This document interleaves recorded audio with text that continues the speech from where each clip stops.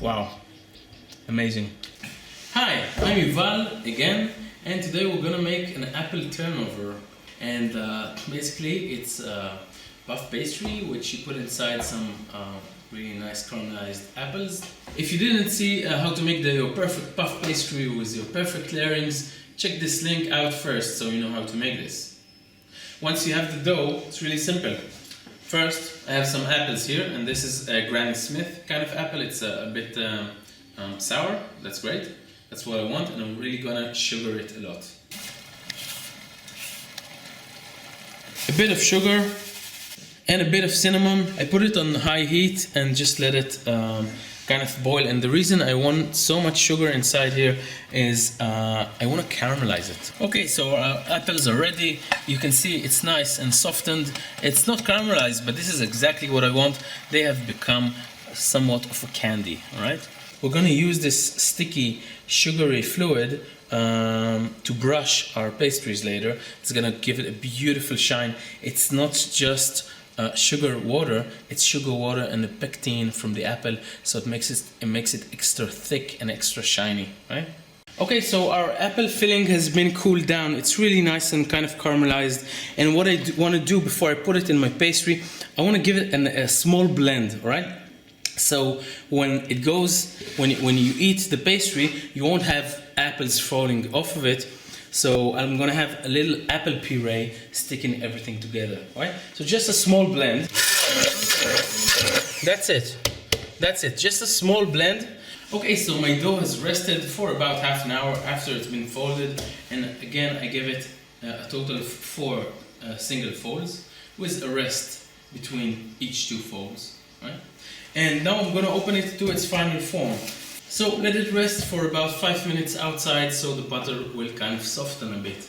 So you don't just break cold butter when you start rolling it. So I have here my beautiful dough, and it's really imperative to flour the dough and the surface just a bit. You always start with the closed side away from you, alright? To soften the butter in the right direction. Many of these things that I'm talking about are actually seen in this video here, which is how to make your perfect puff pastry. Right? So in the beginning, we're gonna open it with the closed side away from us to about 25 centimeters. And in the beginning, you want to be forcefully. You want to use force, but you want to have the dough spread out very evenly. Right? So I have here a bit more than 25 centimeters, all right, I have actually 30, but it doesn't matter. And now we're gonna flip it 90 degrees and we're gonna give it its desired width. And that's quite wide actually, it's about 4.5 millimeters. Right? And this amount of dough is actually not a small amount, and if you find it difficult to work with, the next time you can just make half the amount. Now, part of the secret of having really nice puffy layers in puff pastry is to not roll it out too thin. If you start making it too thin, let's say below 2.5 millimeters, you are definitely starting to squish your layers together and they will not puff as nicely, right? Most doughs, when I finish rolling them out, I let them rest before I work, but with this dough I'm gonna work immediately because it doesn't matter. The shape itself is kind of round. So if it kind of shrinks a bit, it really doesn't matter. It will be still kind of roundish, right? And I'm just cutting my dough and I'm trying to make it as tight as possible so I get the best yield out of this dough. So don't worry, later we're gonna show you a video about what you can do with all these brilliant leftovers. We're not gonna throw them away. Okay, so you see I cut everything and the leftovers we'll just put on the side and we'll do something with it later. And what I'm doing now is I'm actually gonna put some of these round shapes back to the fridge or to the freezer, doesn't matter, because when I work with them, I want them to be quite cold. Okay, so the reason we made this dough so wide, about 4.5 millimeters, is basically because now we're gonna give it a different shape. You see, I cut it to about 10 centimeters in shape, and now we're just gonna roll it out. I'm gonna make 2 of them. Just gonna roll it out to be a bit more, to have a bit more like an oval shape, right? Like an egg shape. Yeah, that's about it. And the final width is probably about 3.5 millimeters. And we're just gonna brush it on one side. If you use too much egg, it will not stick, it will kind of slide away, right? So use just a bit of egg. And then you put your apple mixture, your apple filling. What you want to do, you want to have as much as filling as you can, but to still be able to close the pastry. And closing it, you just work really gently, right? Just flip it over here and gently close it, all right? Don't use your fingernails. You know, some people, they take a fork and they squish it together. Big no-no. Then what you'll have, you will not have an opening. You will not have nice layers opening, all right? The layers right now are really nice. Don't destroy them, right? This is also why you want to use cold dough on the apple turnover, on your buekas. Now, I was very gentle and I did not destroy the layers, but still I did touch this layer, right? And I absolutely did not touch this layer. So it makes sense that if I turn it upside down, this layer is gonna puff nicer, right? So we will always flip them on the other side, right? So the bottom side is now on the upside. Now, you wanna brush it with some egg yolk, and we're actually gonna brush it twice. Basically, anything you brush with egg, the reason to brush egg is to give it nice color and a nice shine. And if you just brush it once, it will only get color. If you brush it twice, it will also get a shine. So what we're gonna do, we're gonna brush it now very gently and put it in the fridge so the egg kind of dries.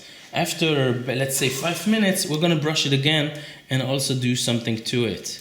Now, when you brush, be very careful not to touch the layers, the outside layers. If you actually brush them, it will make the layers stick together and they will not open nicely.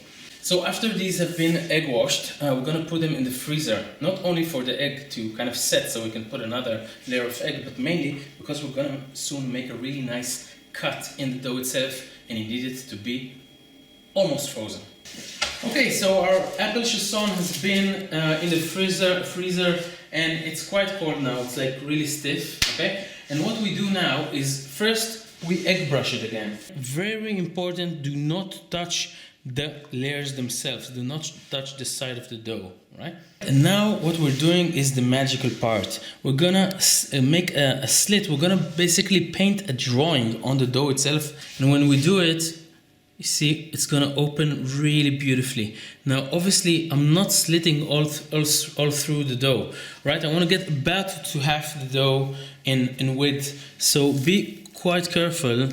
You don't wanna actually get to the apples themselves. And you see, I'm like making it like the shape of a petal, and it's gonna open really beautifully, kind of 3D like, okay?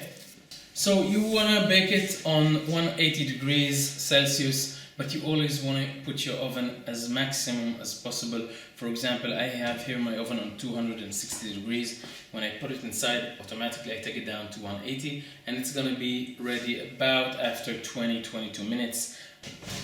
And see you in 22 minutes. We're just gonna check the color. It's gonna be golden and beautiful, not only from above, but especially from the bottom. So, 22 minutes have passed, and you can see they've opened up beautifully.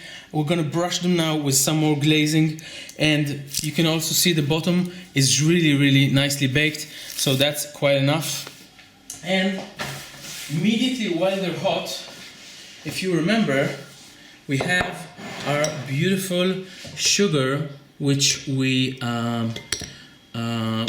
which is caramelized from our apples. Yeah, this sugar is extra shiny and sweet and amazing, with all the pectin from the apple itself.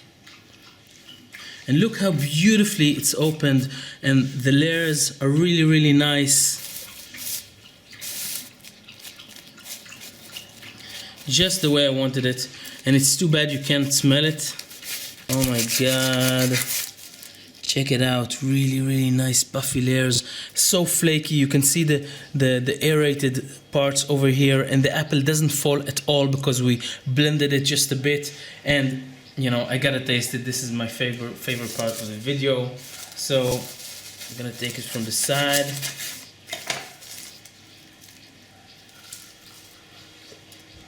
Wow, amazing. This is a perfect product. You don't really need to serve it with anything, but if you want to make it a bit more dessert style, you can make some creme anglaise, put it on a plate, and plate it with some cream. It's gonna be perfect, and it's perfect like this anyways. So thanks for watching. This is the apple turnover, the chasson à pomme. Perfect, beautiful, really tasty, and quite easy. Again, if you want to see more videos like this, subscribe, and of course, also we have the video that shows how to make the perfect dough itself. Thanks, see you next time.